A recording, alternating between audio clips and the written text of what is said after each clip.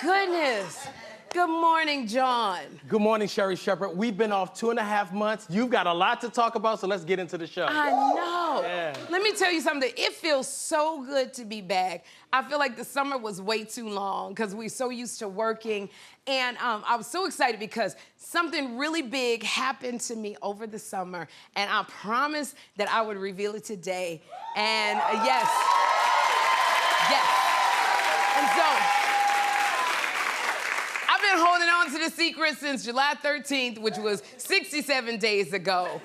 And, you know, it's so funny because all last season, and not even all last season, it's pretty much been my entire career. I get so many comments about my body. And a lot of y'all kept saying, Sherri, you too top heavy. And I would get comments like, if you just got a boob job, everything would be balanced. So guess what? I got my boob job.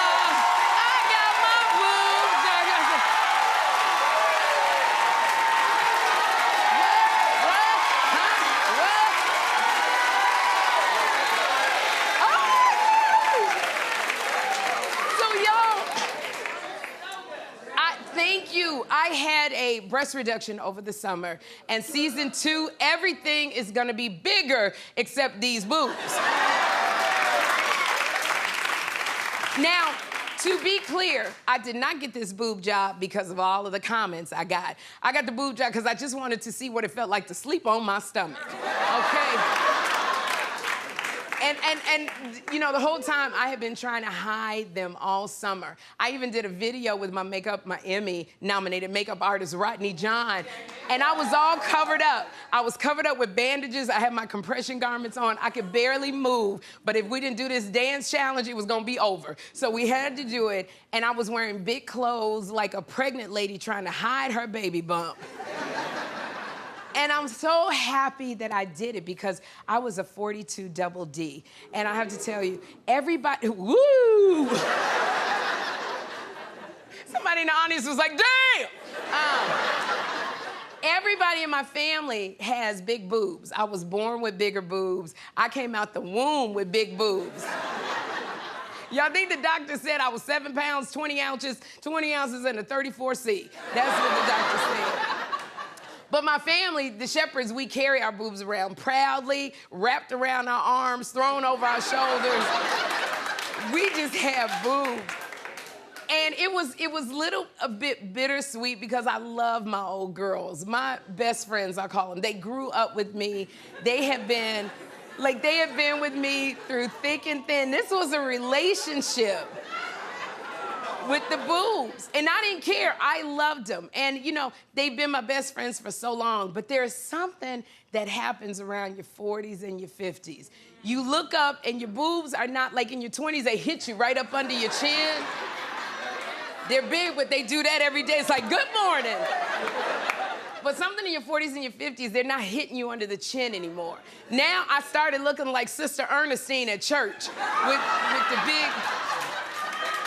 big boobs. I said, what's going on? And then, like, I would go to restaurants and have my napkin on, you know, to catch the food. The food was not falling on the napkin, it was falling on my chest.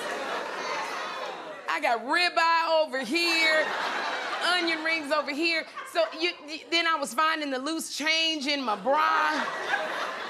I'm looking for my Ruby Woo lipstick. The lipstick it fell out of my boobs in the shower one day. And it got to this point, it's like, I felt like my boobs, they weren't, you know, I felt they were sexy. I felt they weren't sexual. They just became practical after that. I used to walk into rooms and guys would be like, damn, girl. And then I started walking in rooms. I walked in a room with Marco and he said, can I just cry on your bosom? And just the fact that Marco said bosom, I was just like, bosom? When did it become bosom? So I thought that I was carrying around the weight of the world, but it was really the weight of my boobs. That's what it was. But what happened was, and you know, with all jokes aside, what happened was they were so heavy, I was slouching all the time because of the weight. I was slouching. It started becoming really, really painful. My back was hurting. very badly. I was getting the grooves in my shoulders because, you know, you had to pull up your bra. And poor Willie Sinclair III, he even went to Milwaukee. He couldn't find enough bras to fit. So I finally went to my doctor, Dr. Anna Steve, to talk about a reduction. And she did give me the reduction. And I feel better. I'm not gonna say I wish I had done this a while ago because timing is everything. You know, God gave them to me. They served me well. But now, as I get older, I can sit up straight. I feel lighter.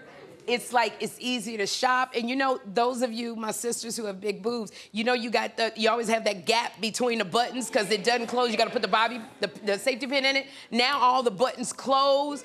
And you know, it's something. I just gotta tell you. But you know, like, it's almost like weight loss, on my weight loss journey. When you first start losing weight, you can cross your legs. That's the thing. You start seeing your collarbones. You get a breast job, you know what? I don't have to wear a bra. I'm not wearing a bra. Oh my God. There is no bra. What? Girl, I don't know what standards and practices is even gonna do. I mean, it's crazy because what they did, like I get every day, I look at my boobs because what they did was I was like flat full. So when they cut it, they pushed all of the fat up and then that's how they made it. And then they cut my areola, which was the size of a pancake. I don't even know if I can say this. It was the size of a pancake, but I got it into like the size of a quarter. So they repositioned. They repositioned. And because my areola was down here on my knees. And then they made my nipples smaller. So my nipples are now perky. They are perky, and now I have to wear nipple pads every day because they made them really perky. And they might have been perky, except they was down here. I couldn't see them. They was all the way. So I look at them every day, my boobs, and I get up every day and I send pictures of my boobs to everybody. Kim Whitley, Niecy Nash, Lakeisha, I send it to Lisa Ann Walter, I send pictures of my boobs to everybody. And I just started, I'm so sorry, some girls you gotta give a warning to. Garcelle Bouvet, I'm sorry I didn't give you a warning. You opened up your phone and my boobs was there. But the doctor said to me that because they had to reposition everything, when you have big boobs, it's an anchor scar. And she says, Dr. Anna said, you're gonna be able to see the anchor scar. And I said, look, at this age, if all a man is worried about is an anchor scar, he ain't supposed to be with me. I don't care. I'm happy. I don't care with you. And I am going to close with this. This makes me upset because a lot of people want to know. I paid for it myself because my insurance company would not pay for anything. This was not a vanity thing. I really needed to have this done because of the pain. But insurance companies are still not covering this for women. And the fact that they won't cover a procedure for a woman when it is necessary is a shame. A woman should not be in pain. And insurance will not cover this. A woman, thankfully, I am blessed that I could do this, but a woman should not have to worry about trying to get the money together to get a breast reduction, and her insurance company will not cover it. So y'all insurance people, you need to make women's health a priority, is what I'm saying. You really do. They told me no. They said no to me. I showed them all the documentation, they said no. But you know what, I'm gonna say this, I love the new girls, and the one last thing is the only problem when you get rid of all of this, when you're big boobs, it covers up a lot of stuff. It really does. And now that I don't have it, I can't hide some of the stuff. So if y'all see me and I eat something that got a lot of fiber, oh, you gonna see it, I'm telling you. So I just wanna say, new season, new boobs.